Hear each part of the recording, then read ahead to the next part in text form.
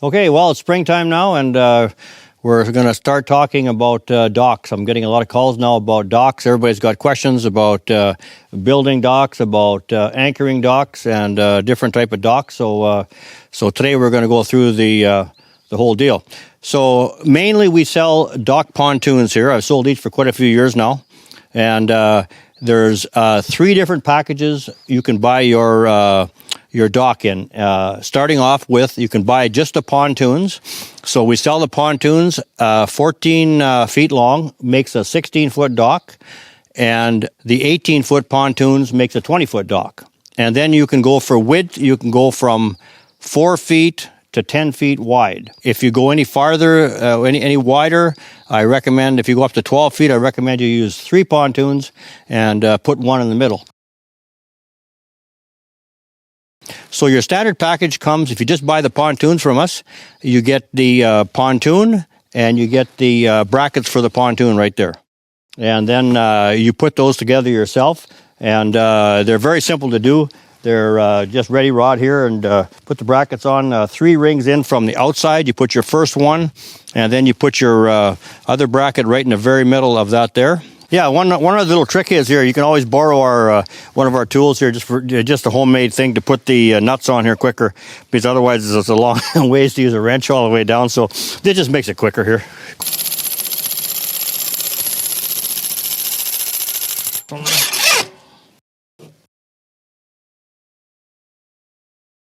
The second package that we sell, then, you buy this as you see it right here. So we put the brackets on, we put the outside framing on here, and this makes it real nice and easy to you can pick it up. 2 guys can carry it. It's very, very, very light. Take them to your beach or wherever you're going to work.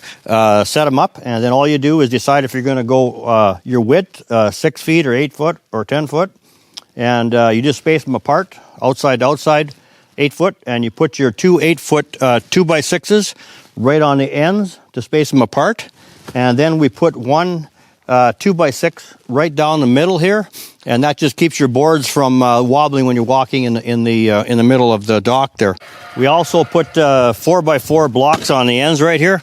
It just gives you more to nail to, and because that's what takes all the beating. Whatever you hinge your dock with, you want some support in the corner here, right? So we use the 4x4 blocks in there. It just helps give it a little bit more strength, a little bit more to nail to, and something to work with. Before we go too far with our decking, we measure 8 foot in the middle and just temporarily put a center board here. We just screw it on there just so we maintain our 8 foot width all the way. Yeah, so when you get to this stage right here, we like to go corner to corner. Just make sure it's close to being square. That way your dock is not a little crooked. So just get it close. Within a ½ inch or so, you're fine. There we are. We got lucky. Right on.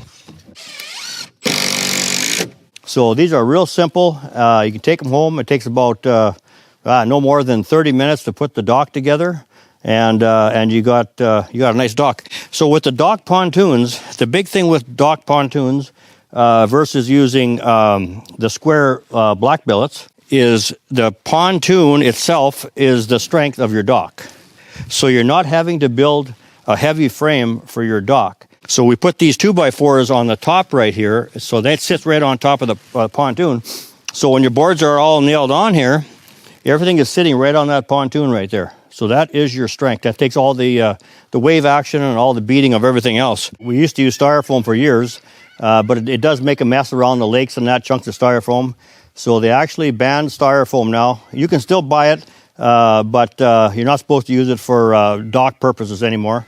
You can only use styrofoam if it's encased in a plastic square. Like you can buy the square blocks with styrofoam filled, but you cannot have exposed styrofoam anymore. So these are nice. The big thing is they're clean, and you're not going to get any debris floating around in the lake. And it's nice because you can leave them freeze in. We let ours freeze in the ice, and it doesn't seem to hurt them any. And they thaw out real quick in the spring because they're black and the sun gets on them.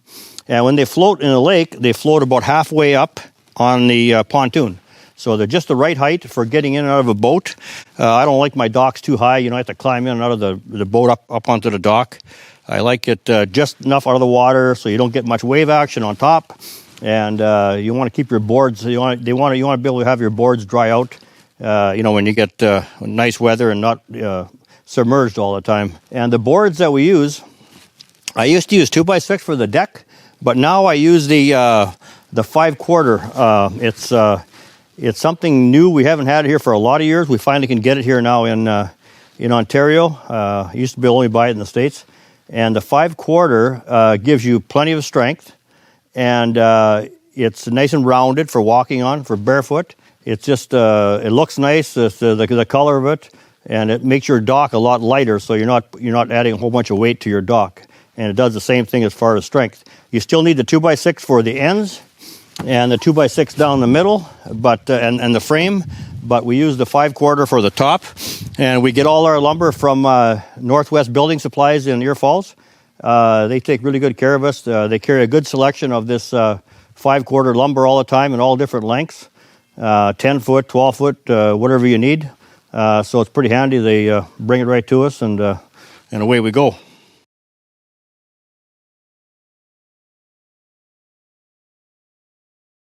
Okay, so we offer one more package, number 3. So what we do with the third package is that includes the framed-in pontoons, and then we cut all the lumber for you. And you can pick up the whole package at one time with your lumber and your pontoons. You take it home, and 30 minutes you can put it together. So there's 2 ways of putting it together. You can either put the boards on there, and you can screw them on there if you want. I have no time for that, so I have to speed things up a little bit. And we have a few of these machines here, and to nail these things together. Now, I've never had, some people say, galvanized screws or outdoor screws will last longer, but I have never experienced a dock that comes apart because of rusty nails. So I use just regular nails. I get those from Northwest Building also, and just regular nails. And I've never had a dock come apart because of nails. So, and I have a fair amount of experience with docks. Without exaggerating, I can easily say I have 1 mile of docks in my operation. 1 mile of docks, if you lined them all up. So I have a lot of docks, and I've been in this for many, many years. And so I've learned some of the things the hard way, but starting to figure out a few things. And that's what I use right there. But screwing them together, no problem at all. That's perfect. You got the time to do it. It's going to probably make it stronger and make it better. So yeah, it's just another way of doing it. So there's 3 ways that I use to anchor my docks. When you're on a sand beach or a silty bottom, you can take these poles right here, and they got an auger on the bottom right there, and you can screw them in. This goes through the hole right here, and you can auger these in the bottom there, and then you can make a bracket to fasten to your dock, or use a piece of rubber to fasten to your dock, and your dock can slide up and down on this pole right here. And they work good, but they're a lot of work to put them in. And yeah, as you can see there, I think Randy was using this one. He bent it like that, so you can see there's a lot of torque involved in putting these things in. It's a lot of work, but they are effective, and you got to take them out every fall. So it's in and out every year. So it's a lot of work. So I've come up with a couple other ideas, and for sandy bottoms or silty bottoms, I came up with the idea of using the hydro anchors here. Now these work really well. You screw these right into the sand or the silt, right up to here, and you can't beat it. I mean, they're hard to come out. So the way you do that is, I got my son there from Northside Fabrication, and I came up with this tool here. He made me here. So this tool right here slides right over your anchor like this here, like that. Then you tie a piece of, I use gold braid rope, the good stuff, or you can use chain all the way up if you want to your dock. So what we do is we put a rope on here. One guy holds the rope on the dock while the other guy is augering this thing in, and that way you're holding this, the guy is turning this in, and it slides around the rod here so it doesn't ball up, and it's loose enough, but it won't come over the top. and you can screw that thing right in. And then my son made this here really nice tool here. This slides right over top of the bar, and this is what you auger it in with right here. And he also made me a nice extension here. That's 8 foot there. And then this piece right here, if you want to go in deeper water, you just shove this in the end right there and put the pin through it, and it gives you an extension so you can reach off the dock and go in 10, 12 feet of water, whatever you want. So it works out really good. And so he sells those there at his shop there, if anybody ever wants to buy one. They're handy for putting in those augers. And the auger gives you a real nice, clean way to anchor your dock. If you can't auger anything in the bottom, if it's like a rock or something, or it's deeper, I use these, we call them hernia blocks. They're 240 pounds a piece, and I put an eye bolt through the middle and a short chain on it, and then I use this gold braid rope on here once again. I keep a chain on it just so if the block rolls over, the rope won't cut on the cement right there. So this chain just keeps the rope protected away from the cement like that. So, and these here you can take out and just use a dolly and just wheel them out to the end of the dock and put them in. You can put in I cross tie them, so you can put in 2 on each side if you want. Whatever you need to, whatever you're trying to secure, you know, how big it is, how heavy it is. And you can go back every 16 foot, put another one of these on each side and cross tie them. So these are a real nice, clean way of doing it. And if you have to, you can always hook onto a boat. You can pull them out. So you're never going to have that junk in the lake forever if you want to take it out. And so it works out pretty good. We use these up north a lot. A lot of guys say, well, you got to have a crib for anchoring airplanes and all that. Well, not really. You don't. We've got 30 docks out there we bring airplanes to, and we've gotten away from all our cribs because it makes nothing but a big mess in the lake. And after a while, the ice pushes it, and the rocks tip over. The wood's got nails in them, and it's not something I like doing. Also, if somebody wants aluminum dock or a steel dock, my son at Northside there, fabrication, he makes your dock also out of, you can make a steel frame or aluminum frame if you want, and enclose these pontoons, or use a square plastic float also if you want to do something different. One other option for somebody that wants to take their dock in and out and makes it real easy is these billets here with the built-in wheels. These are relatively something new in the last couple years. They built these here. So this makes a real nice dock. Very similar. You can buy this in the same kind of kit here. You buy the 2 pieces here. They're real easy to lift up, and you can take them and walk them right down to your lake wherever you want to go there, and then put your deck on them. So it's the same concept: center board, end board, put your decking on it. And the idea of this is, so these here though, you have to use metal hinges with a good disconnect that you can take apart in the fall. And my son makes those there too. He makes the metal hinges. And so what you do is you have another one of these here. So you'd put the wheel here and the dock here, the second one. And so then this will be supported with your other section here with the wheel on it, and so on. So you can go as long as you want, six sections if you want, whatever. And you can just pull the whole thing right out of the lake with your truck or tractor or whatever. And it makes a nice dock. It takes a little bit more framing because, like I say, there's no pontoon here, so it takes a little bit more wood you got to use. So it's going to be strong enough, but it's another option. It works real well. These black floats are filled with styrofoam also, in case you do puncture them. So it's, they're a pretty handy way to go for somebody who wants to pull their dock in and out. I used to use cleats all the way, for tying the boats to there, and those metal cleats there, and I just quit doing that. It's easier just to put 2x4 railing. I get 16-foot 2x4s and just put the blocks every 4 feet and put your railing down the whole dock, and that way you can tie your boats wherever you want to tie them. And it's cost a few more bucks maybe with the 2x4s, but in the end it's worth it. Just makes it easy to tie up everything.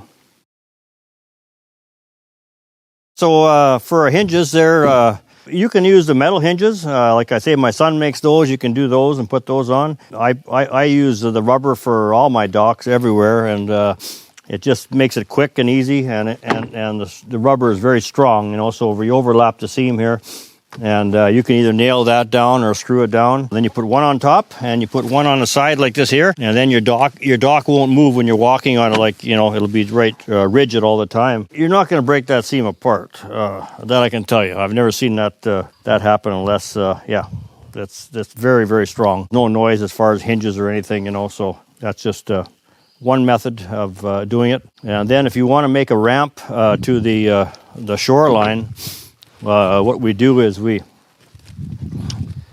can do it two different ways. We put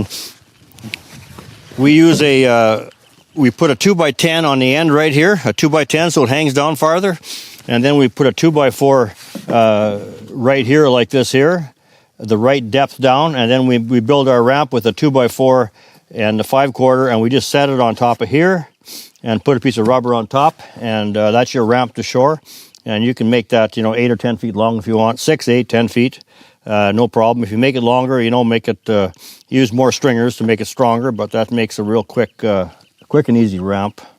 Or you can get my kid to make you one out of aluminum. You can do whatever you want to do. So it's you know, wood or aluminum or steel.